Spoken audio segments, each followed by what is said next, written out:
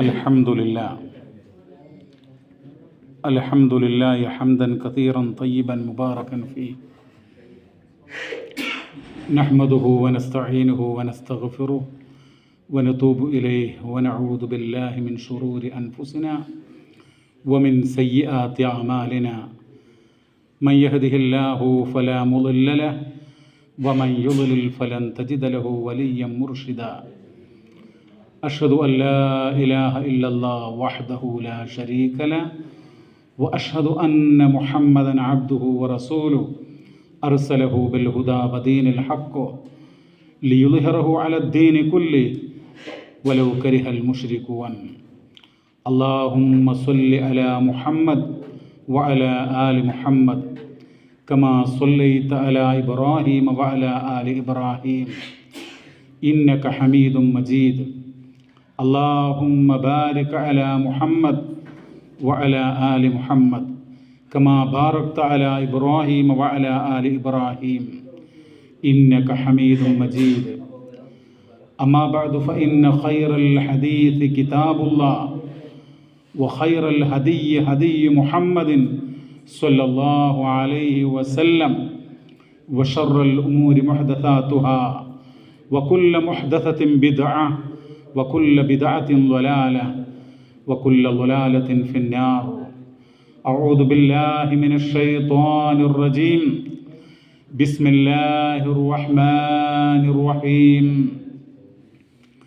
يا أيها الذين آمنوا اتقوا الله حق تقاته ولا تموتن إلا وأنتم مسلمون സ്നേഹമുള്ള സഹോദരി സഹോദരങ്ങളെ, കാരുണ്യവാനായ അള്ളാഹുവിൻ്റെ രക്ഷയും സമാധാനവും നമ്മിലെല്ലാം സദാ വർഷിക്കുമാറാവട്ടെ.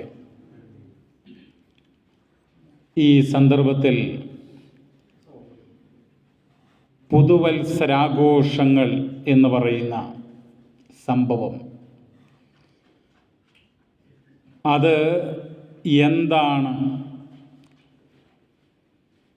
ആ ആഘോഷവുമായി ബന്ധപ്പെട്ട് ജനങ്ങൾ അതെങ്ങനെയാണ് കാണുന്നത്? ഒരു വിശ്വാസിയുടെ, സത്യവിശ്വാസിയായ മനുഷ്യരുടെ അതുമായി ബന്ധപ്പെട്ട സമീപനം എന്താണ് എന്നൊക്കെ ഈ സന്ദർഭത്തിൽ നമ്മൾ ഓർക്കേണ്ടതായിട്ടുണ്ട്. പുതുവത്സരം എന്ന് പറയുമ്പോൾ നമുക്കറിയാം, ഡിസംബർ 25 പറയുന്നത് ഈസ അലൈഹിസ്സലാം എന്ന് നമ്മൾ വിശ്വസിക്കുന്ന ദൈവപുത്രൻ എന്ന് ക്രൈസ്തവ സഹോദരങ്ങൾ വിശ്വസിക്കുന്ന യേശു എന്നവർ പറയുന്ന അദ്ദേഹത്തിൻ്റെ ജന്മദിനമാണല്ലോ. ഉണ്ണിയേശു പിറന്ന ദിനം ഡിസംബർ 25. ജനുവരി 1 പറയുന്നത് പരിശുദ്ധ മാതാവിൻ്റെ ജന്മദിനമാണെന്നാണ്. അപ്പോൾ ഡിസംബർ 25 മുതൽ ജനുവരി 1 വരെയുള്ള കാലഘട്ടം ഉണ്ണിയേശു പിറന്ന ആ ആഘോഷം മുതൽ അതിൻ്റെ ഒരു പരിസമാപ്തിയാണ് സത്യത്തിൽ ന്യൂ ഇയർ സെലിബ്രേഷൻ കൊണ്ടാടുന്നതിലൂടെ അവർ ചെയ്തുകൊണ്ടിരിക്കുന്നത്. എന്നാൽ ഇന്ന് ഈ ഒരു കാര്യം പല ആളുകളും ശ്രദ്ധിക്കുന്നില്ല. ഇത് ഒരു ക്രൈസ്തവ മതവിഭാഗത്തിൻ്റെ വിശ്വാസവുമായി ബന്ധപ്പെട്ട ആഘോഷമാണ് എന്നുള്ളത് പലരും മറന്നു പോകുന്നു. എന്ന് മാത്രമല്ല, ആളുകൾ എങ്ങനെയാണിത് ആഘോഷിച്ചു കൊണ്ടിരിക്കുന്നത്? കുടിച്ചും മതിച്ചും കൂത്താടിയും കളറാക്കുക എന്ന് പറയാറുണ്ട്. പക്ഷേ ഇത് എല്ലാ സീമകളും ലംഘിച്ചുകൊണ്ടുള്ള ആഘോഷങ്ങളാണ്. നമ്മുടെ സമൂഹത്തിൽ ഈ ആഘോഷം എന്ന് പറയുന്നത് വമ്പിച്ച തോതിലാണ്. നമ്മുടെ ചാനലുകൾ, വാർത്താമാധ്യമങ്ങൾ അതൊക്കെ വലിയ പ്രാധാന്യത്തോടു കൂടെയാണ് ഈ ഒരു ആഘോഷം, നവവത്സരാഘോഷങ്ങൾ കൊണ്ടാടുന്നതും അതിനുവേണ്ടി അത് പ്രൊമോട്ട് ചെയ്തുകൊണ്ടിരിക്കുന്നത്. വലിയ മത്സരങ്ങളും സമ്മാനങ്ങളുമൊക്കെ ഏർപ്പാടാക്കുന്നു. ഇപ്പോൾ ഒരു ന്യൂസിൽ കണ്ടത്, ഒരു ഗൾഫ് രാജ്യത്ത് ഈ ഒരു ആഘോഷവുമായി ബന്ധപ്പെട്ട് സ്വർണ്ണ കോയിനുകൾ, സ്വർണ്ണ ബാറുകൾ ഒക്കെ സമ്മാനമായി നൽകുകയാണ് ഈ പുതുവത്സരാഘോഷവുമായി ബന്ധപ്പെട്ട് നടക്കുന്ന ചില ചടങ്ങുകളിൽ. അതുമാത്രമല്ല, മദ്യം, മയക്കുമരുന്ന്, ലഹരി പാർട്ടികൾ, DJ സംഗീത നിശകൾ, അങ്ങനെ ഒട്ടനവധി മനുഷ്യൻ്റെ സംസ്കാരം, ഇസ്ലാമിക സംസ്കാരം കളഞ്ഞു കുളിക്കുന്ന രൂപത്തിലുള്ള അശ്ലീലങ്ങളും ആഭാസങ്ങളും നിറഞ്ഞിട്ടുള്ള സംഭവങ്ങളാണ് പല സ്ഥലത്തും കണ്ടുകൊണ്ടിരിക്കുന്നത്. കഴിഞ്ഞ ദിവസം വന്ന വാർത്ത എന്ന് പറയുന്നത്, പ്രിയമുള്ളവരെ, ഇപ്പോൾ സ്വിറ്റ്സർലൻഡിലെ പുതുവത്സരാഘോഷത്തിനിടെ അവിടെ റിസോർട്ടിലുണ്ടായിട്ടുള്ള ഒരു സ്ഫോടനം, ഈ ഹാപ്പി ന്യൂ ഇയർ ആഘോഷിക്കാൻ വേണ്ടിയിട്ട് ഒരുമിച്ച് കൂടിയതാണ്. അവിടെ ഒരു സ്ഫോടനമുണ്ടായി എന്നും 40 പേർ കൊല്ലപ്പെട്ടു എന്നും രാജ്യാന്തര വാർത്താ ഏജൻസികൾ റിപ്പോർട്ട് ചെയ്യുന്നു എന്നുള്ളതാണ്. 115ഓളം ആളുകൾക്ക് അതിൽ പരിക്ക് പറ്റിയിട്ടുണ്ട് എന്നുള്ളതാണ്. നമ്മുടെ കൊച്ചു കേരളത്തിൽ കഴിഞ്ഞ ദിവസം വന്നിട്ടുള്ളൊരു വാർത്തയുണ്ട്. അതായത് ഈ നവവത്സരാഘോഷത്തിന് വേണ്ടിയിട്ട് തയ്യാറാക്കിയിട്ടുള്ള ലഹരി വസ്തുക്കളുമായി കൊണ്ട് ചില ആളുകളെ പിടിക്കപ്പെട്ടു എന്നാണ്. അതാരൊക്കെയാ? ഡോക്ടറുണ്ട്, മെഡിക്കൽ വിദ്യാർത്ഥിനികളുണ്ട്, അതുപോലെ IT പ്രൊഫഷണലുകളുണ്ട്, അതുപോലെ അങ്ങനെ 5-6 ആളുകളടങ്ങുന്ന സംഘങ്ങൾ. അപ്പോൾ നമ്മുടെ ഈ ആധുനിക കാലഘട്ടത്തിൽ, ഈ വർത്തമാന യുഗത്തിൽ എത്രമാത്രം അധപ്പതിച്ച രൂപത്തിലാണ് ഈ ആഘോഷങ്ങൾ കൊണ്ടാടുന്നത് എന്ന് നമ്മൾ ആലോചിക്കുക. ലഹരി വസ്തുക്കൾ, ലഹരി പദാർത്ഥം, നമ്മുടെ ഉത്തരവാദപ്പെട്ട ഗവൺമെൻറ് പോലും ഇന്ന് എന്താ ചെയ്തുകൊണ്ടിരിക്കുന്നത്? അവർ പുതിയ ബ്രാൻഡ് അല്ലെങ്കിൽ അതുപോലെയുള്ള വസ്തുക്കൾ നിർമ്മിക്കുക, എന്നിട്ടതിന് പേര് സ്വീകരിക്കാൻ വേണ്ടിയുള്ള ഒരു മത്സരം, ആ രൂപത്തിലൊക്കെയാണ് ഉത്തരവാദപ്പെട്ട ആളുകൾ തന്നെ മുന്നോട്ട് പോകുന്നത്. അപ്പോൾ ഈ സന്ദർഭം ഗൗരവമായിട്ട്, അതായത് നന്മയാഗ്രഹിക്കുന്ന, നമ്മുടെ ഈ തലമുറയുടെ നന്മയാഗ്രഹിക്കുന്ന, സമൂഹത്തിൻ്റെ നന്മയാഗ്രഹിക്കുന്ന, നമ്മുടെ സംസ്കാരം മുറുകെ പിടിക്കണം, ഒരിക്കലും അധമ സംസ്കാരത്തിലേക്ക് പോകുകയില്ല എന്ന് തീരുമാനിച്ചിട്ടുള്ള ആളുകൾ അടിയുറച്ച രൂപത്തിൽ ചില കാര്യങ്ങൾ തീരുമാനിക്കേണ്ടതുണ്ട്. പ്രിയമുള്ളവരെ, ഈ ഒരു ആഘോഷമെന്ന് പറയുമ്പോൾ നമ്മൾ അത് ആഘോഷിക്കുകയല്ല വേണ്ടത്. എന്തർത്ഥമാണ്, എന്ത് ലോജിക്കാണ് സത്യത്തിൽ ഈ ഒരു ആഘോഷത്തിനുള്ളത്? ഡിസംബർ 31 അത് കഴിയുന്നതോടുകൂടെ പാതിരാത്രിയിൽ, പുതിയ വർഷത്തിൻ്റെ ആരംഭത്തിൽ, പുലർച്ചയുടെ ആരംഭത്തിൽ ആളുകൾ കടൽ തീരങ്ങളിൽ, മൈതാനങ്ങളിൽ, ക്ലബ്ബുകളിൽ ഒക്കെ ഒരുമിച്ച് കൂടി, യുവതികളും യുവാക്കളും ആളുകളുമൊക്കെ ഒരുമിച്ച് കൂടിയിട്ടുള്ള അവരുടെ കൂത്താട്ടങ്ങളും അഴിഞ്ഞാട്ടങ്ങളും നടന്നുകൊണ്ടിരിക്കുമ്പോൾ, ഈ സമയം ഇങ്ങനെ മാറുമ്പോൾ വിവിധ വർണ്ണങ്ങളാലുള്ള ലൈറ്റുകളും അതുപോലെയുള്ള സംവിധാനങ്ങളുമൊക്കെ പ്രദർശിപ്പിച്ച് ആളുകൾക്ക് വിസ്മയം ജനിപ്പിച്ച് പല സംഭവങ്ങളൊക്കെ ഉണ്ടാക്കുന്നുവെങ്കിലും എന്ത് ലോജിക്കാണ് നിങ്ങൾ നോക്കൂ, എന്ത് മാറ്റമാണ് ഉണ്ടാകുന്നത്? ഈ പ്രകൃതിക്ക് മാറ്റം സംഭവിക്കുന്നുണ്ടോ? ഒഴുകുന്ന പുഴകൾ, അതുപോലെ ഇവിടെ വളർന്ന് പന്തലിച്ച് നിൽക്കുന്ന മരങ്ങൾ, അവക്ക് എന്ത് മാറ്റങ്ങളാണ് സംഭവിക്കുന്നത്? സൂര്യൻ എന്ത് മാറ്റം, ചന്ദ്രൻ എന്ത് മാറ്റം, ആകാശങ്ങൾക്കും ഭൂമിക്കും എന്ത് മാറ്റമാണ്? ഇങ്ങനെ ഒരു വർഷം കഴിഞ്ഞു പോയി, പുതിയൊരു വർഷം, ഒരു നവവത്സര, ആ ഒരു സമയത്ത് എന്താണ് എന്തെങ്കിലും മാറ്റങ്ങൾ ഉണ്ടാകുന്നുണ്ടോ? സത്യത്തിൽ ഇല്ല എന്നുള്ളതാണ് വസ്തുത. പക്ഷേ ഇത് ആഘോഷിക്കുകയാണ്. ക്യാമ്പസുകളിൽ പഠിക്കുന്ന വിദ്യാർത്ഥികൾ ഉൾപ്പെടെ മുതിർന്ന ആളുകൾ, പക്വതയുണ്ട് എന്ന് നമ്മൾ കരുതുന്നവർ പോലും ചാനലുകളുടെ അതല്ലെങ്കിൽ ദൃശ്യമാധ്യമങ്ങളുടെ മുമ്പാകെ വന്നിട്ട് അവർ തുള്ളുകയാണ്. ഇവിടെ ഞാൻ അതൊക്കെ വിശദീകരിക്കുന്നില്ല, എല്ലാവർക്കും അറിയാവുന്നതാണ്. ഒരാത്മപരിശോധന, അതാണ് പ്രിയമുള്ളവരെ നമ്മൾ സ്വീകരിക്കേണ്ടുന്ന ലൈൻ. ഈ സന്ദർഭത്തിൽ ചില കാര്യങ്ങൾ പ്രത്യേകം നമ്മൾ ശ്രദ്ധിക്കണം. ഇപ്പോൾ ഒരു വർഷം കഴിഞ്ഞ് ഒരു പുതിയ വർഷത്തിലേക്ക് പോകുമ്പോൾ ഇങ്ങനെ ലൈസൻസ് ഇല്ലാതെ ആഘോഷിക്കുകയല്ല.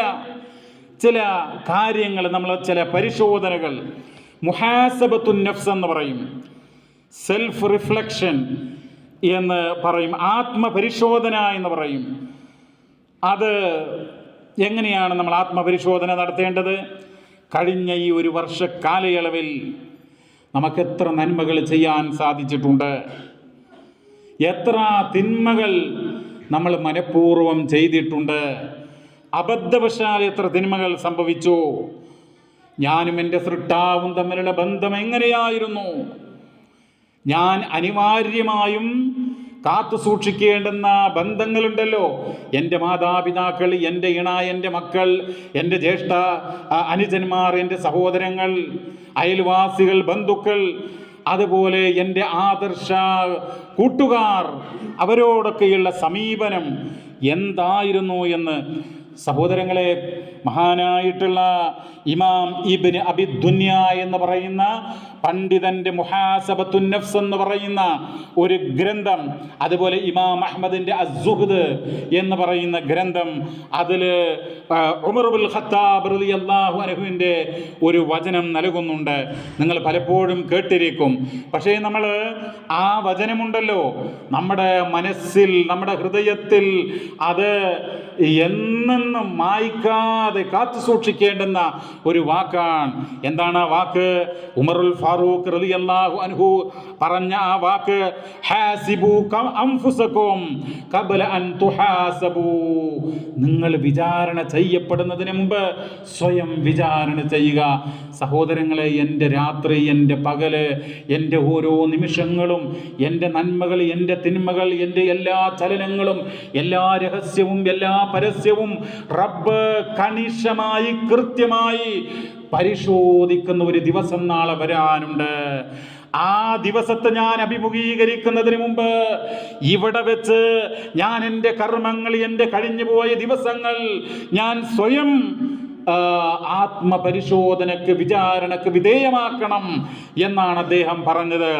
വസ്നു അൻഫുസകും ഖബ്ല അൻ തുസനു. നിങ്ങളുടെ നഫ്സുകൾ, അഥവാ അദ്ദേഹം ഉദ്ദേശിക്കുന്നത് നിങ്ങളുടെ കർമ്മങ്ങളൊന്ന് തൂക്കുക. പരലോകത്ത് തുലാസുകൾ ഉണ്ടെന്നാ പറയുന്നത്.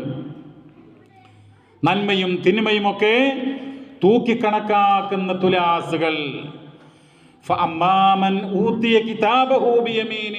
എന്ന് പറഞ്ഞപ്പോൾ വിശുദ്ധ ഖുർആൻ പറയുന്നുണ്ടല്ലോ, വലതുകൈയിൽ ഗ്രന്ഥം നൽകപ്പെടുമെന്ന്. അതിനു മുമ്പ് തുലാസ്, അതിന് നന്മയും തിന്മയും ഒക്കെ തൂക്കുന്നു. അപ്പോൾ ആ തൂക്കുന്നതിന് മുമ്പ് ഇവിടെ വെച്ച് നമ്മുടെ കർമ്മങ്ങൾ, നമ്മുടെ നമസ്കാരം, അതിനെത്ര തൂക്കം കാണും? അപ്പം നമ്മൾ ജുമാ നമസ്കരിച്ചു, അല്ലെങ്കിൽ സുബഹി നമസ്കരിച്ചു, ഇന്ന് ഖുർആൻ പാരായണം ചെയ്തിട്ടുണ്ടാകും, ഇന്ന് ചില പ്രാർത്ഥനകൾ നിർവഹിച്ചിട്ടുണ്ടാകും, ഇന്ന് ദാനം ചെയ്തിട്ടുണ്ടാകും. അതൊന്ന് തൂക്കുക. എങ്ങനെ നമസ്കാരം തൂക്കുക? നമസ്കാരം എങ്ങനെയത്? ഒരു ബാലൻസിൽ, ഒരു മീസാനിൽ വെച്ചിട്ട് തൂക്കുക. ഒരു ഭാഗത്ത് കട്ടി 1 കിലോ അല്ലെങ്കിൽ 2 കിലോ, ഈ മറുഭാഗത്ത് പഞ്ചസാര അല്ലെങ്കിൽ അരി അല്ലെങ്കിൽ മറ്റൊരു വസ്തു നമ്മൾ തൂക്കുന്നു. അതുപോലെ നമ്മുടെ നമസ്കാരങ്ങൾ എങ്ങനെ തൂക്കും? ആ നമസ്കാരം തൂക്കുക എന്ന് പറയുമ്പോൾ അതിൻ്റെ നീയത്തുണ്ടായിരുന്നോ? ആ നമസ്കാരത്തിൻ്റെ ആദ്യാവസാനം നമ്മുടെ നീയത്ത്, നമ്മുടെ ഹൃദയ സാന്നിധ്യം ഉണ്ടായിരുന്നോ? ഓരോ പ്രാർത്ഥനകളും നിർവഹിക്കുമ്പോൾ നമ്മുടെ മനോഗതി എന്തായിരുന്നു? നമ്മൾ അല്ലാഹുവിൻ്റെ മുമ്പിൽ ആരാരും സഹായിക്കാനില്ലാതെ ഹാജരാക്കപ്പെടുന്ന ആ ഘട്ടത്തിൽ നരകത്തിൽ നിന്ന് രക്ഷ കിട്ടാൻ ഈ നമസ്കാരം എനിക്ക് ഉതകും, എനിക്ക് പര്യാപ്തമാകും എന്നുള്ള ചിന്ത നമ്മൾ നയിച്ചിരുന്നോ? ഓരോ പ്രാർത്ഥനകളും എത്ര മനോഹരമാണ്! നമസ്കാരത്തിലുള്ള ഓരോ പ്രാർത്ഥനകളും എത്ര അർത്ഥവത്താണ്! ആ പ്രാർത്ഥനകളിൽ എൻ്റെ പാപങ്ങൾ പുറത്തു തരാൻ, എൻ്റെ വീഴ്ചകൾ മാപ്പാക്കുവാൻ ഞാൻ റബ്ബിനോട് തേടുകയല്ലേ? അങ്ങനെയുള്ള ആ തേട്ടങ്ങളും പ്രാർത്ഥനകളും എങ്ങനെയാണ് നിർവഹിച്ചിട്ടുള്ളത്? അങ്ങനെ യഥാർത്ഥത്തിൽ നിർവഹിച്ചിട്ടുണ്ടെങ്കിൽ ആ നമസ്കാരത്തിന് കനമുണ്ടാകും, ആ നമസ്കാരത്തിന് കനമുണ്ടാകും, തൂക്കം കൂടും. അതല്ല എങ്കിൽ കുറേ നമ്മുടെ തുലാസിൻ്റെ ഒരു ഭാഗത്ത് ഒരു ഭാഗത്ത് കുറേ നമസ്കാരങ്ങളുണ്ടെങ്കിലും ഇങ്ങോട്ട് തൂങ്ങുകയില്ല, ഘനമുണ്ടാവുകയില്ല. അപ്പം അതാണ് നമ്മൾ പരിശോധിക്കേണ്ടത്. അതാണ് അദ്ദേഹം പറയുന്നത്, വസ്നു അൻഫുസകും ഖബ്ല അൻ തുസനു ഫഇന്നഹു അഖഫു അലൈക്കും ഫിൽ ഹിസാബി ഗദൻ. എന്തിനാണ് അങ്ങനെ നമ്മുടെ ആരാധനാ കർമ്മങ്ങൾ തൂക്കുന്നത്? എന്തിനാണ് അങ്ങനെ പരിശോധിക്കുന്നത്? നാളെ നടക്കാനിരിക്കുന്ന വിചാരണ അത് ലളിതമാകുന്നതിന് വേണ്ടിയാണ്, അത് എളുപ്പമാകുന്നതിന് വേണ്ടിയാണ്. അതാണ് നമ്മൾ ചിന്തിക്കേണ്ടത്. പ്രിയമുള്ളവരെ, നിങ്ങൾ കണ്ടിട്ടില്ലേ, നമ്മുടെ കലാലയങ്ങളിൽ, വിദ്യാലയങ്ങളിൽ ആനുവൽ എക്സാമിനേഷൻ ഉണ്ടാകും. എന്തിനാണ് ഓരോ വർഷവും ഇങ്ങനെ വാർഷിക പരീക്ഷകൾ നടത്തുന്നത്? ഈ കുട്ടി എത്രമാത്രം പഠിച്ചിട്ടുണ്ട്, ആ കുട്ടിക്ക് സിലബസിലെ പാഠ്യഭാഗങ്ങൾ എത്രമാത്രം ഗ്രാസ്പ് ചെയ്യാൻ, പിന്നെ സ്വാംശീകരിക്കാൻ കഴിഞ്ഞിട്ടുണ്ട് എന്ന് ഒരു വാല്യുവേഷൻ, ഒരു പരിശോധന അവിടെ നടത്തുകയാണ്. ഇപ്പോൾ കോളേജുകളിലൊക്കെ സെമസ്റ്ററുകളാണ്. മുമ്പ് വാർഷിക പരീക്ഷയായിരുന്നുവെങ്കിൽ ഇപ്പോൾ ഓരോ സെമസ്റ്ററുകൾ, ഒരു വർഷം തന്നെ 2 സെമസ്റ്ററുകൾ, ആ രൂപത്തിലാണ്. അതെന്താണ്? പരിശോധന. സ്വയം നമ്മുടെ പഠനം എത്രമാത്രം എത്തിയിട്ടുണ്ട് എന്നതുപോലെ ഒരു വിശ്വാസി എന്ന് പറയുമ്പോൾ നമ്മളൊക്കെ എന്തിനായി ഇങ്ങോട്ട് സൃഷ്ടിക്കപ്പെട്ടുള്ളത്? അല്ലാഹു തആല പറയുന്നത്, വമാ ഖലഖ്തുൽ ജിന്ന വൽ ഇൻസ ഇല്ലാ ലിയഅ്ബുദൂൻ. ഞാൻ മനുഷ്യരെയും ജിന്നുകളെയും സൃഷ്ടിച്ചിട്ടുള്ളത് അവർ എന്നെ മാത്രം ആരാധിക്കുവാൻ വേണ്ടിയാണ്. നമ്മുടെ സൃഷ്ടിപ്പിന്റെ യഥാർത്ഥ ലക്ഷ്യം അല്ലാഹുവിനെ ഇബാദത്ത് ചെയ്യുക എന്നുള്ളതാണ്. അതല്ലാതെ ആഘോഷം എന്ന് പറയുമ്പോഴേക്ക് വസ്ത്രങ്ങൾ ഉരിഞ്ഞ്, നഗ്നത പ്രകടിപ്പിച്ച്, സമ്പത്ത് പൊടിച്ച്, ദൂർത്തടിച്ച്, എല്ലാം മതിമറന്ന്, ലക്കുകെട്ട് ലൈസൻസ് ഇല്ലാതെ ആടിത്തിമർക്കാൻ, കുടിച്ചു കൂത്താടുവാൻ അതിനൊരു വിശ്വാസിക്ക് പാടുള്ളതല്ല. മനസ്സിനെ നിയന്ത്രിക്കണം, നിന്റെ വിശ്വാസത്തെ കാത്തു സൂക്ഷിക്കണം. അല്ലാഹു നിരീക്ഷിക്കുന്നു എന്നുള്ള ചിന്ത, പ്രബുദ്ധത നിനക്കുണ്ടാവണം. അതാണ് പ്രിയമുള്ളവരെ നമുക്ക് വേണ്ടത്. നമ്മൾ കാണുന്നതല്ലേ, ഇപ്പോൾ ഒരു കമ്പനിയിൽ വർക്ക് ചെയ്യുന്ന ഒരു വ്യക്തി, ആ കമ്പനി ലാഭത്തിലാകണം എന്ന് വിചാരിക്കുന്നതിൻ്റെ മേധാവി, അതിൻ്റെ അഡ്മിനിസ്ട്രേഷൻ എന്ത് ചെയ്യും? ഓരോ വർഷവും ഒരു കാൽക്കുലേഷൻ, ഒരു ഓഡിറ്റിംഗ് നടത്തും. എന്തിനാണത്? ഈ കമ്പനിയുടെ പ്രവർത്തന മികവ് എത്രയുണ്ട് എന്നറിയാൻ വേണ്ടി. അതുപോലെ നമ്മൾ സ്വയം പരിശോധിക്കണം. ഞാൻ എൻ്റെ കാര്യങ്ങൾ പരിശോധിക്കണം, നിങ്ങൾ നിങ്ങളുടെ കാര്യങ്ങൾ പരിശോധിക്കണം. ഒരു കുടുംബത്തിൽ ജീവിക്കുന്ന ഭാര്യയും ഭർത്താവും മക്കളും, അവർ ഓരോരുത്തരും സ്വയം പരിശോധിക്കണം. കാരണം ഭാര്യയുടെ ഖബറിൽ ഭർത്താവ് ഉണ്ടായിക്കൊള്ളണമെന്നില്ല. അവളുടെ ആഖിറത്തിലെ വിജയത്തിന് ഭർത്താവ് അവിടെ സഹായിക്കാനുണ്ടാവുകയില്ല, നേരെ മറിച്ചും. അതുപോലെ തന്നെയാണ് പിതാവും മക്കളുമൊക്കെ. പരലോകത്താർക്കും കഴിയില്ലല്ലോ സഹായിക്കാൻ. അപ്പം അതുകൊണ്ട് പ്രിയമുള്ളവരെ, ഒന്നാമതായിട്ട് വേണ്ടത് നമ്മുടെ ജീവിതം. അതാണല്ലോ വിശുദ്ധ ഖുർആൻ പറയുന്നുണ്ടല്ലോ, വീഴ്ചകൾ തിരുത്തുക, പരിശോധന. ഈ വാർഷിക പരീക്ഷയിൽ തോറ്റാൽ എന്ത് ചെയ്യും? വീണ്ടും വിജയിക്കണം എന്നുള്ള ആളുകൾ വീണ്ടും പരീക്ഷ എഴുതി പാസ്സാകാൻ നോക്കും. അതിൽ ടെസ്റ്റ് ഉണ്ടല്ലോ. എന്നതുപോലെ തെറ്റുകൾ തിരുത്താൻ, ആ തെറ്റുകൾ തിരുത്താനുള്ളൊരു ആഹ്വാനം വിശുദ്ധ ഖുർആൻ നടത്തുന്നുണ്ട്. സൂറത്തുൽ ഹശ്റിലെ യാ അയ്യുഹല്ലദീന ആമനുത്തഖുല്ലാഹ്, അല്ലയോ സത്യവിശ്വാസികളെ നിങ്ങൾ സൂക്ഷിക്കുവിൻ. എന്താ സൂക്ഷിക്കേണ്ടത്? വൽ തൻദുർ നഫ്സും മാ ഖദ്ദമത് ലിഗദിൻ വത്തഖുല്ലാഹ്. ഓരോ മനുഷ്യരും അവർ ചിന്തിക്കണം, നാളേക്ക് എന്താണ് ഈ ലോകത്ത് നീ പ്രവർത്തിച്ചിട്ടുള്ളത്, സ്വയം അവൻ എന്താണ് ചെയ്തിട്ടുള്ളത് എന്ന് ചിന്തിക്കണം എന്നുള്ളതാണ്.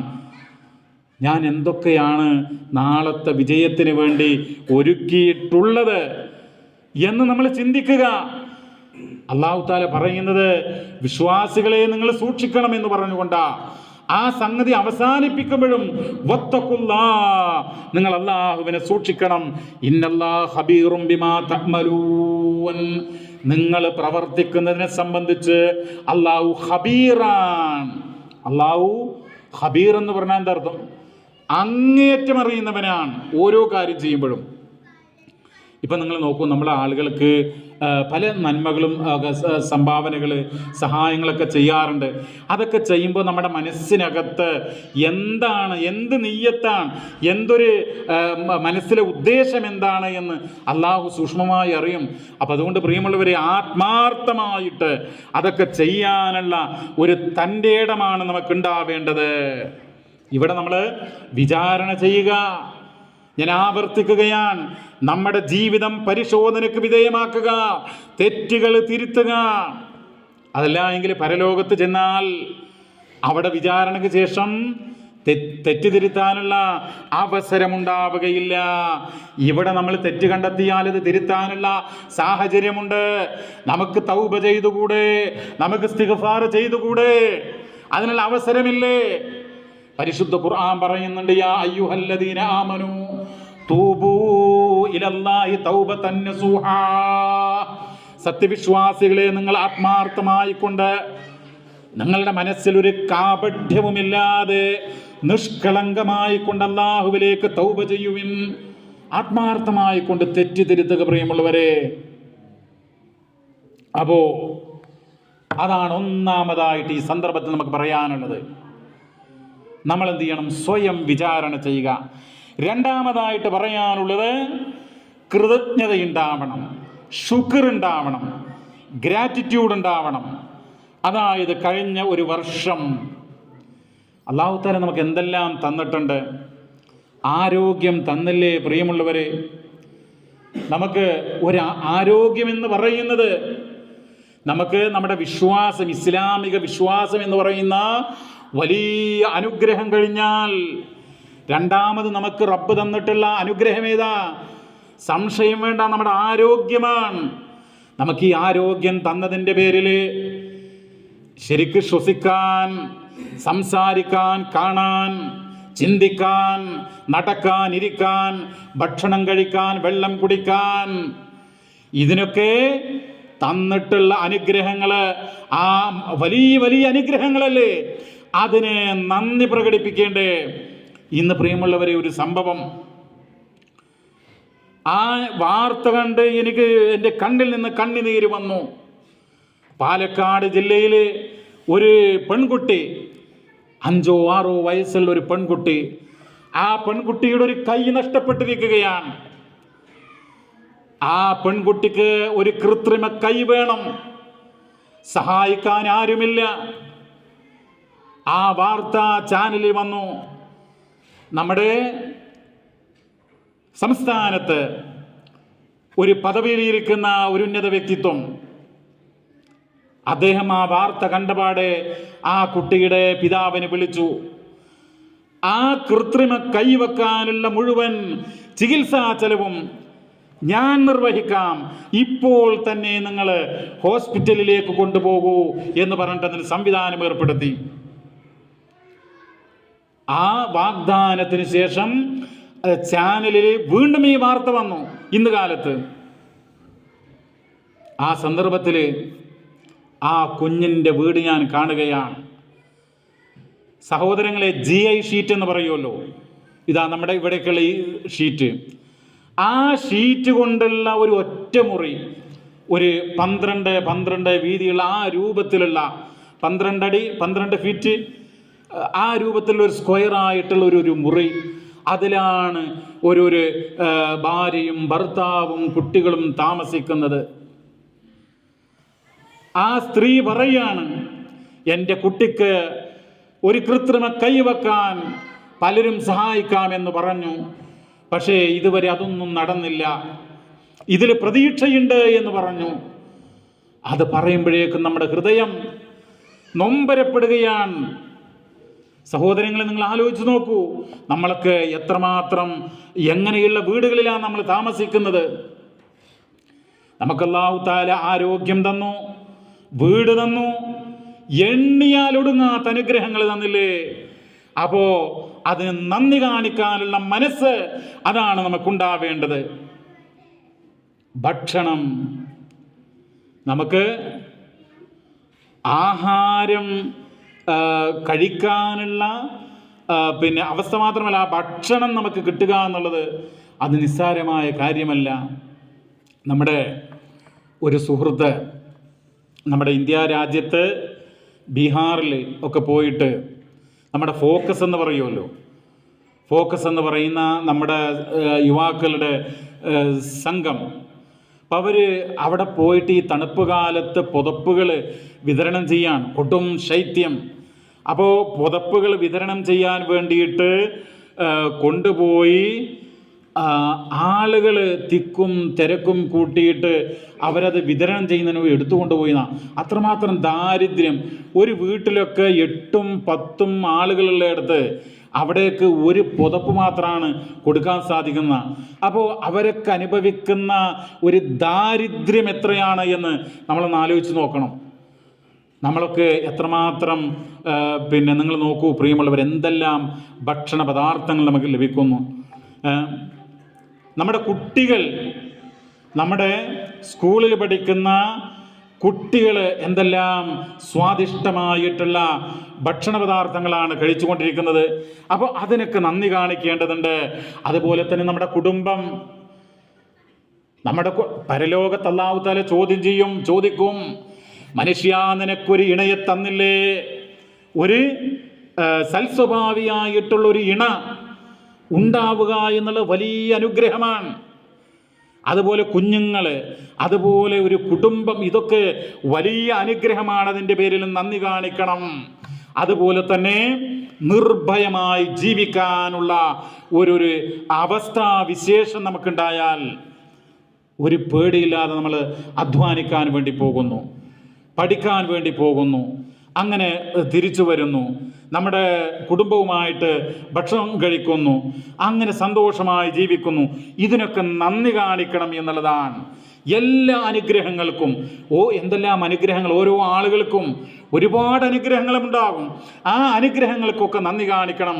അല്ലാഹു തആല പറയുന്നുണ്ട് 14-ാം അധ്യായം സൂറത്ത് ഇബ്രാഹീമിൽ, വഇദ് തഅദ്ദന റബ്ബുക്കും, ഞങ്ങളുടെ നാഥൻ പറഞ്ഞിരിക്കുന്നു, ലഇൻ ശകർതും ലഅസീദന്നകും, നിങ്ങൾ നന്ദി കാണിക്കുകയാണെങ്കിൽ അല്ലാഹു തആല അനുഗ്രഹങ്ങൾ വർദ്ധിപ്പിച്ചു തരും. ഇത് റബ്ബിന്റെ വാഗ്ദാനമാണ്. എന്നാൽ നന്ദി കേട് കാണിച്ചാലോ, ഭക്ഷണം കഴിച്ചിട്ടൊരു അൽഹംദുലില്ലാഹ് എന്ന് പോലും പറയാനുള്ള മനസ്സോ ചിന്തയോ അങ്ങനെയുള്ള ഒരു ഭാവമോ നമുക്കില്ല എങ്കിൽ എന്തായിരിക്കും അവസ്ഥ? അല്ലാഹു തആല പറയാണ്, വല ഇൻ കഫർതും, നന്ദി കേട് കാണിക്കുകയാണെങ്കിൽ, ഇൻ അദാബി ലശദീദ്, നിശ്ചയം എൻ്റെ ശിക്ഷ, എൻ്റെ അദാബ് അത് കഠോരമായിരിക്കും എന്നാണ്.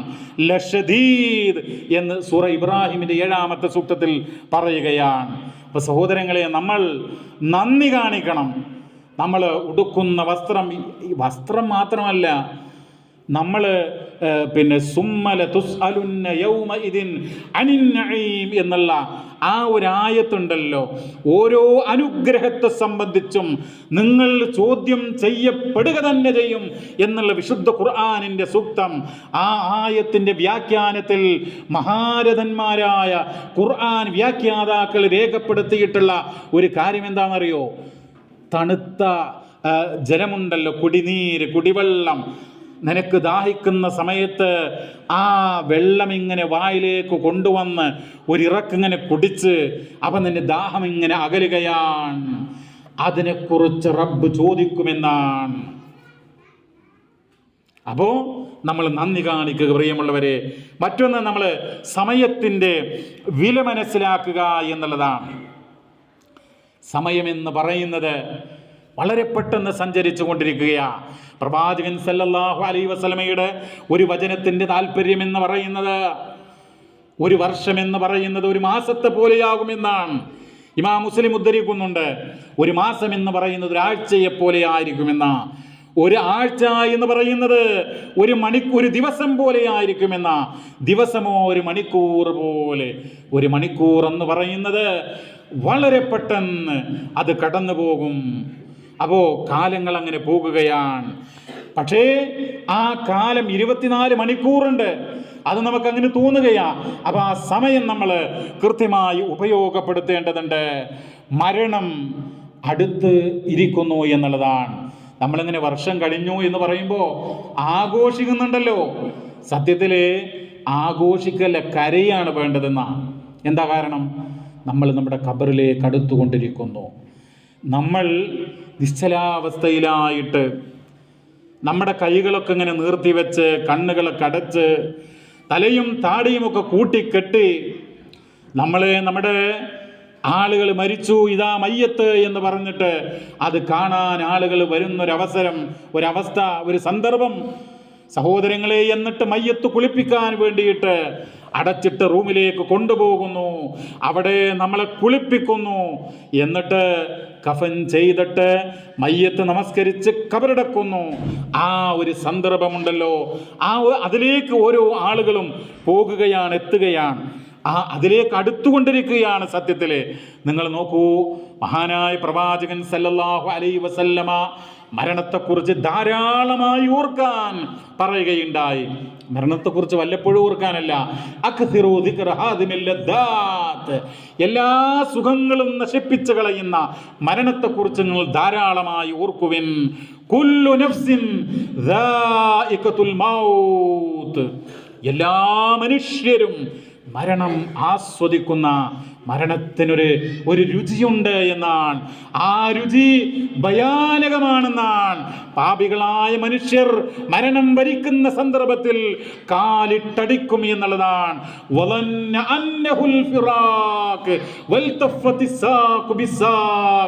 മനുഷ്യന്റെ കണങ്കാലുകൾ പരസ്പരം ഇട്ട് മരണത്തിന്റെ വേദന കൊണ്ട് പ്രിയപ്പെട്ടവരെ, ആ സന്ദർഭത്തിൽ അവന് വിചാരിക്കും, ഇതാ ഞാൻ വേർപെട്ടു പോകുകയാണ്, എൻ്റെ കുഞ്ഞുങ്ങളെ, എൻ്റെ ഭാര്യയെ, എൻ്റെ ഈ വീടിനെ എല്ലാം ഉപേക്ഷിച്ചുകൊണ്ട് പോകുകയാണ് എന്നവന് വിചാരിക്കുമെന്നാണ്. അതുകൊണ്ട് ആ സമയം അത് നിസ്സാരമല്ല. സഹീഹുൽ ബുഖാരിയിൽ കാണാം, നിഅമതാനി മഗ്ബൂനുൻ, രണ്ട് അനുഗ്രഹങ്ങളെ സംബന്ധിച്ച് മനുഷ്യർ വഞ്ചിതരാണ്. അസ്സിഹ്ഹതു വൽ ഫറാഗ്, എന്താണത്? ആരോഗ്യവും ഒഴിവ് സമയവും. എന്നും ആരോഗ്യം ഉണ്ടാകും, എന്നും ഒഴിവ് സമയം ഉണ്ടാകും, മരണമൊന്നും ഇപ്പം ഉണ്ടാകില്ല. അതുകൊണ്ട് നമുക്ക് പിന്നീട് സൽക്കർമ്മങ്ങളൊക്കെ ചെയ്യാം, പിന്നീട് ഖുർആൻ ക്ലാസ്സിന് വരാം, പിന്നീട് സദക്ക ചെയ്യാം എന്നൊക്കെ വിചാരിക്കുന്ന ആളുകളുണ്ടല്ലോ, അവർ മൂഢന്മാരാണ്. അവരെ വിഡ്ഢികളുടെ സ്വർഗത്തിലാണ്, സംശയം വേണ്ട. അതുകൊണ്ട് പ്രിയമുള്ളവരെ, ഏതൊരു തൊട്ടടുത്ത നിമിഷത്തിലും മലക്കുൽ മൗത്ത് നമ്മെ സമീപിച്ചേക്കാം എന്നുള്ള ചിന്തയോടുകൂടെ നമ്മൾ നന്മകളുമായി കൊണ്ട് മുന്നോട്ട് പോകുക. മറ്റൊന്ന്, ഈ സന്ദർഭത്തിൽ പുതിയ തീരുമാനങ്ങൾ എടുക്കണം എന്നുള്ളതാണ്. അതെന്താ? നമസ്കാരങ്ങളുടെ കാര്യത്തിലൊക്കെ ഒരു കൃത്യനിഷ്ഠത നമുക്കുണ്ടാവണം. നമസ്കാരമൊക്കെ ഇങ്ങനെ അലംഭാവം കാണിക്കുന്ന, ഞാനത് വിശദീകരിക്കുന്നില്ല, എല്ലാവർക്കും അറിയാം, എനിക്കറിയാം എൻ്റെ ജീവിതത്തിലുണ്ടോ എന്ന്. അതുപോലെ ഓരോ ആളുകൾക്കും അറിയാമല്ലോ നമസ്കാരം എങ്ങനെയാണ് കൃത്യമായിട്ട് നിർവഹിക്കുന്നുണ്ടോ, സാധിക്കുന്ന വിധത്തിൽ ജമാഅത്തിൽ പങ്കെടുക്കാറുണ്ടോ എന്നൊക്കെ ആലോചിക്കുക. നമസ്കാരം, ഞാൻ നേരത്തെ അതിൻ്റെ തൂക്കത്തെക്കുറിച്ച് പറയുകയുണ്ടായി. നമസ്കാരം മാത്രമല്ല പ്രിയമുള്ളവരെ, അള്ളാഹുവിൻ്റെ കിതാബിനോടുള്ള നമ്മുടെ മനസ്സിൻ്റെ ഒരു അവസ്ഥ എന്താണ്? അതിനോടൊരു സ്നേഹമുണ്ടോ? നമുക്ക് ഒരു ഹൃദയത്തിൻ്റെ ഒരു ടച്ച് എന്ന് പറയുമല്ലോ ഖുർആനുമായിട്ട്, അതൊക്കെ നമുക്ക് ഉണ്ടോ എന്ന് ഈ സന്ദർഭത്തിൽ ആലോചിക്കേണ്ടതുണ്ട്. അതുപോലെ എല്ലാവരോടും സ്നേഹത്തോടുകൂടെ കാരുണ്യത്തോടുകൂടെ നിലകൊള്ളുവാൻ നമുക്ക് കഴിയേണ്ടതുണ്ട്. ദാനധർമ്മങ്ങൾ നിർവഹിക്കേണ്ടതുണ്ട്. മഹാനായ അലി ഇബ്നു അബീ ത്വാലിബ് റളിയല്ലാഹു അൻഹു പറയുകയുണ്ടായി, അൽ യൗമു അമലിൻ, ഇന്നുണ്ടല്ലോ, ഇന്ന് പ്രവർത്തനത്തിനുള്ള ദിവസമാണ്. വല ഹിസാബ്, ഇന്ന് അള്ളാഹ് വിചാരണ ചെയ്യുന്നില്ല ഇന്ന്. പക്ഷേ വഗദൻ, നാളെ എന്ന് പറയുന്നതോ ആഖിറത്ത് എന്ന് പറയുന്നതോ അത് ഹിസാബ്, അത് ഹിസാബിൻ്റെ ദിവസമാണ്. വല അമൽ, പരലോകത്ത് ഹിസാബ് കഴിഞ്ഞിട്ട്, വിചാരണ കഴിഞ്ഞിട്ട് പിന്നെ കുറച്ച് സൽക്കർമ്മങ്ങൾ ചെയ്ത് ജീവിക്കാം എന്നുള്ളൊരവസ്ഥയില്ല. പരിശുദ്ധ ഖുർആൻ തന്നെ എന്താ പറയുന്നത്? യാ അയ്യുഹല്ലദീന ആമനൂ ലാ തുൽഹികും അംവാലുകും വലാ ഔലാദുകും അൻ ദിക്രില്ലാഹ് വമൻ യഫ്അൽ ദാലിക ഫഉലൈക ഹുമുൽ ഖാസിറൂൻ. ഖുർആൻ പറയുന്നത്, നിങ്ങളുടെ സമ്പത്തുകളും നിങ്ങളുടെ അതുപോലെ തന്നെ സന്താനങ്ങളെ, അവരെയൊന്നും, അവരുടെ കാര്യമൊന്നും നിങ്ങൾ അള്ളാഹുവിൻ്റെ സ്മരണയിൽ നിന്ന് നിങ്ങൾ തെറ്റിക്കരുത്, അശ്രദ്ധമാക്കരുത് എന്നാണ്.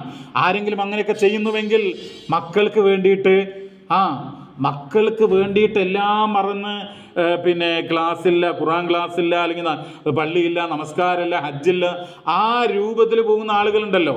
അവർക്ക് സമ്പാദിക്കാൻ, അവരുടെ ഭാവി ഉഷാറാക്കാൻ വേണ്ടിയിട്ട് അങ്ങനെ പോകുന്ന ആളുകൾ നഷ്ടത്തിലാണ്. പിന്നീട് ആ ആയത്തിൽ പറയുന്നുണ്ട്, മനുഷ്യൻ്റെ അടുക്കല് മലക്ക് വരുമ്പോൾ ഈ മനുഷ്യൻ എന്താ പറയുന്നത്?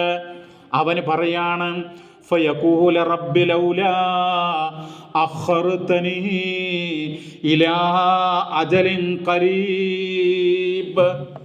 അതായത് എൻ്റെ റൂഹ് ഇപ്പോൾ പിടിക്കല്ലേ, എനിക്ക് അല്പം സാവകാശം തരൂ, ഞാൻ സൽക്കർമ്മം ചെയ്യാം, ഞാൻ സത്യസന്ധനായി കൊണ്ട് ജീവിക്കാം, ഞാൻ ധർമ്മനിഷ്ഠയോടുകൂടെ ജീവിക്കാം എന്നവന് പറയാൻ. അള്ളാന്റെ മറുപടി എന്താ? വലൻ യുഅഖിറല്ലാഹു നഫ്സൻ ഇദാ ജാഅ അജലുഹാ. മനുഷ്യ, നിന്റെ ആയുസ്സിൻ്റെ അവധിയുണ്ടല്ലോ, അത് മുമ്പേ രേഖപ്പെടുത്തപ്പെട്ടതാണ്. നിന്റെ മാതാവിൻ്റെ ഗർഭാശയത്തിൽ 4-ാമത്തെ മാസം ആയിത്തീരുന്ന ഘട്ടത്തിൽ രേഖപ്പെടുത്തിയതാണ്. ആ നിമിഷം എത്തുമ്പോൾ നീ എന്ത് ചെയ്യും? നിന്റെ റൂഹ് ആ ശരീരത്തിൽ നിന്ന് വേർപ്പെടുത്തപ്പെടും. അതുകൊണ്ട് പ്രിയമുള്ളവരെ, ഓർക്കുക, ചിന്തിക്കുക. നമ്മൾ മാറാനായിട്ട് നിങ്ങൾ നോക്കൂ, തൗബ ചെയ്യുക. മഹാനായ റസൂലുള്ളാഹി സ്വല്ലല്ലാഹു അലൈഹി വസല്ലം ദിനംപ്രതി 100-ലധികം തവണ ഇസ്തിഗ്ഫാറും തൗബയും ചെയ്തിരുന്നു എന്നുള്ളതാണ്. നമ്മളൊക്കെ വിചാരിക്കും നമ്മളൊന്നും അത്രയൊന്നും ദീന് വേണ്ട എന്നുള്ളത്. പക്ഷേ അത് വേണം പ്രിയമുള്ളവരെ. ആഖിറത്തിൽ രക്ഷ വേണോ, നരകത്തിൽ നിന്നുള്ള മോചനം വേണോ, അങ്ങനെയുള്ള കാര്യങ്ങൾ നമ്മൾ ചെയ്യേണ്ടതുണ്ട്. നമ്മൾ പ്രതീക്ഷയോടുകൂടെ, പ്രത്യാശയോടുകൂടെ മുന്നോട്ട് പോകുക. അള്ളാഹുവിൻ്റെ കാരുണ്യം എനിക്ക് ലഭിക്കും, നിരാശ പാടില്ല. ഇപ്പോൾ ഈ കഴിഞ്ഞ ഈ ഒരു വർഷം എന്നൊക്കെ പറയുമ്പോൾ കച്ചവടത്തിൽ നഷ്ടം സംഭവിച്ച ആളുകളുണ്ടാകാം, പല പരാധീനതകളും അനുഭവിച്ച ആളുകളുണ്ടായിരിക്കാം, ജോലി നഷ്ടപ്പെട്ടവരുണ്ടായേക്കാം. അപ്പോൾ അങ്ങനെയുള്ള ആളുകളോടും ഖുർആൻ സംസാരിക്കുന്നുണ്ട്. ഖുർആൻ അവരോട് പറയുന്നത്, വലാ തൈഅസൂ മിൻ റൗഹില്ലാ, അള്ളാഹുവിൻ്റെ കാരുണ്യത്തെ സംബന്ധിച്ച് നിങ്ങൾ നിരാശരാകരുത് എന്നാണ്. നിങ്ങൾ എന്ത് ചെയ്യണം? പ്രത്യാശയുണ്ടാവണം, പ്രാർത്ഥനയുണ്ടാവണം എന്നുള്ളതാണ്. അത് വളരെ പ്രധാനപ്പെട്ടതാണ്. സഹോദരങ്ങളെ, പലപ്പോഴും എന്തറിയോ, ഇങ്ങനെയുള്ള ആഘോഷങ്ങളുടെയൊക്കെ പിന്നാലെ പോകുന്ന ഒരവസ്ഥ, അത് സമ്പത്തിൻ്റെ ആധിക്യമാണ്. റസൂലുള്ള പറഞ്ഞിട്ടുണ്ട്, വല്ലാഹി മൽ ഫഖ്റു അഖ്ശ അലൈക്കും, ദാരിദ്ര്യമല്ല ഞാൻ നിങ്ങളുടെ മേൽ ഭയപ്പെടുന്നത്, മറിച്ച് സമ്പത്ത് വിശാലമാകുന്നതാണ്. സമ്പത്തുണ്ടായാൽ പലർക്കും മനസ്സിനെ നിയന്ത്രിക്കാൻ കഴിയില്ല, ദീനീ ബോധം കാത്തു സൂക്ഷിക്കാൻ കഴിയില്ല. അവർ മെല്ലെ മെല്ലെ എന്തു ചെയ്യും? മാർഗഭ്രംശത്തിലേക്ക് ഇങ്ങനെ പോയിക്കൊണ്ടിരിക്കും. അപ്പം അതുകൊണ്ട് സമ്പത്ത് നമുക്ക് നേടാം, അതിലധ്വാനിക്കാം. പക്ഷേ മനസ്സിനെ ഈമാനിൽ പിടിച്ചു നിർത്താൻ നമുക്ക് സാധിക്കേണ്ടതുണ്ട്. നിങ്ങൾ നോക്കൂ, കാറൂനിനെ കുറിച്ച് കേട്ടിട്ടില്ലേ? കാറൂൻ എന്താ പ്രശ്നം? സമ്പത്തിൻ്റെ പ്രശ്നമായിരുന്നു. ഒരുപാട് സമ്പത്തുണ്ടായിരുന്നു. അദ്ദേഹത്തോട് പറയുന്നുണ്ട് ജനത, ഇത് കാലലഹു കൗമുഹു ലാ തഫ്റഹ്. അദ്ദേഹത്തിൻ്റെ ജനത പറഞ്ഞു, അഹങ്കരിക്കണ്ട എന്ന്. ഇന്നല്ലാഹ ലാ യുഹിബ്ബുൽ ഫരിഹീൻ, അങ്ങനെ അഹങ്കാരികൾ അല്ലാഹു ഇഷ്ടപ്പെടുന്നില്ല എന്ന് പറഞ്ഞു. അബൂജഹലിന്റെ പ്രശ്നം എന്തായിരുന്നു? അദ്ദേഹം സമ്പന്നനായിരുന്നു. അല്ലാഹ് പറഞ്ഞു, കല്ലാ ഇന്നൽ ഇൻസാന ലയത്ഗാ, അങ്ങനെ വേണ്ടട്ടോ, മനുഷ്യൻ അവൻ അതിക്രമം നടത്തുകയാണ്. അവൻ ധന്യനായതുകൊണ്ട്, ഞാൻ സമ്പന്നനാണ് എന്ന് തോന്നുന്നത് കൊണ്ടാണ് അവൻ അങ്ങനെ ചെയ്യുന്നത്. അതൊന്നും വേണ്ട. നിങ്ങൾ ഈ പ്രവണതയ്ക്ക് എന്താ? ഈ റൂഹ് ശരീരത്തിൽ നിന്ന് മലക്കുൽ മൗത്ത് വലിച്ചെടുക്കുന്നത് വരെയാണ്. അപ്പം അതുകൊണ്ട് പ്രിയമുള്ളവരെ, ഞാൻ എൻ്റെ വാക്കുകൾ ചുരുക്കുകയാണ്. നമ്മൾ ഈ ചില പാഠങ്ങൾ തീർച്ചയായും നമ്മൾ മുറുകെ പിടിക്കുക. നമ്മൾ സ്വയം വിചാരണ നടത്തുക, നമ്മൾ നന്ദി പ്രകടിപ്പിക്കുക, നമ്മൾ അള്ളാഹുവിനോട് പ്രത്യാശയോടുകൂടെ, പ്രതീക്ഷയോടുകൂടെ നിലകൊള്ളുക. അതോടൊപ്പം എപ്പോഴും നമ്മുടെ ഈ ഒരു ദഅവത്തി സംരംഭവുമായിട്ട് ചേർന്ന് നിൽക്കുക. നമ്മുടെ കൂട്ടുകാർ നല്ലവരാകാൻ നമ്മൾ ശ്രമിക്കുക. അങ്ങനെ ഒട്ടേറെ പാഠങ്ങൾ നമ്മുടെ മുമ്പിലുണ്ട്. ആ വിശുദ്ധ ഖുർആൻ നൽകുന്ന സന്ദേശം എന്ന് പറയുന്നത് അഫഹസിബതും അന്നമാ ഖലഖനാകും അബസാ വഅന്നകും ഇലൈനാ ലാ തുർജഊൻ, നിങ്ങൾ വെറുതെ സൃഷ്ടിച്ചു എന്ന് നിങ്ങൾ കരുതുകയാണോ എന്നുള്ളതാണ്.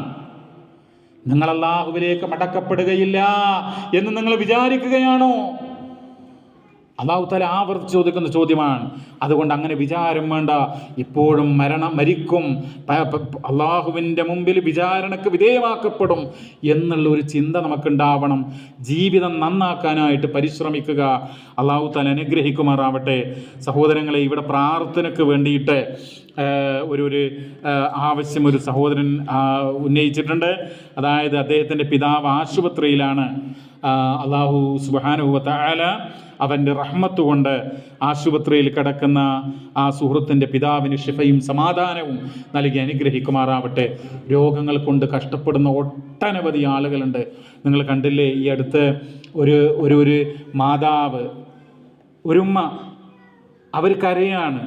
അവരുടെ 3 കുട്ടികൾ, ആ 3 കുട്ടികൾക്കും ക്യാൻസറാണ്. എന്തെല്ലാം പരീക്ഷണങ്ങളാ ലോകത്ത്.